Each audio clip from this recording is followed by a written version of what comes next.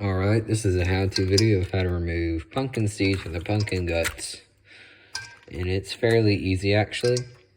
I just took all the seeds out of these pumpkins. I got every last bit I can get, because when it comes down to those last seeds that you want to roast and eat, you're going to wish you had more. So I just literally took them out of there and just threw them in here. So now I'm going to fill it up with some cold water. While we're filling up, the tools you're going to need is a spoon, preferably one that has holes in it, and a colander. We're going to let this fill up all the way. Alright, so we got it filled up with water, put the colander in the sink. So what we have actually done, we have all the seeds floating to the top while the pumpkin guts stay at the bottom.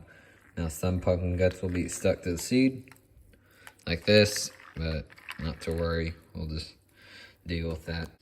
Alright, so what you want to do is take your spoon, go like that. That's why it's good to have a spoon with holes in it. And you keep on doing this over and over and over. It's okay if you get some pumpkin guts in there.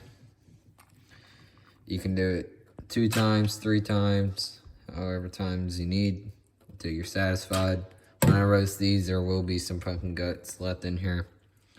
It is what it is. Keep on doing this. If your pumpkins has been sitting out for a while, say you bought them a month before Halloween or just at the beginning of October, because that's typically why people buy pumpkins, you'll find some seeds like this. That means they're growing. This is actually a root and the stem with no leaves because it had no light exposed to it while it was inside the pumpkin. So you can literally throw this in the ground and watch it grow. Alright, after about a good patience of 5 to 10 minutes, I did 3 pumpkins, so it took me a little bit. Got all the seeds in here, the guts are out. You could run it through the water thing one more time, empty that bowl, pour everything out, fill it up with fresh water, put the seeds in there, do it again. That's up to you. Right now I'm just rinsing off the seeds. Alright, just like that, you got the majority of it removed. If you see any big bits, you can just get rid of that. I like to put a paper towel on this. Sometimes the seeds, what they'll do is they'll stick to the paper towel when they all dry out. Kind of like rolling your own cigarette. So just keep that in mind. Paper towel is already soaked. Getting rid of all the water, all the seeds. Sometimes if your oven has a low enough temperature, what you can do is you can set it on the lowest temperature, throw it in the oven and dry it out faster if you're in a rush.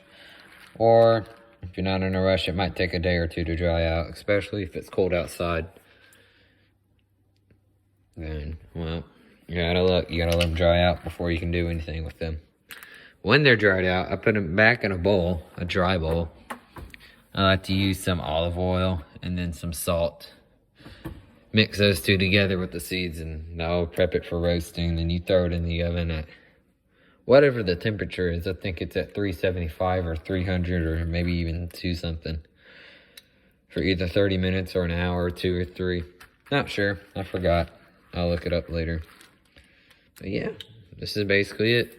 That's how I do my pumpkin seeds.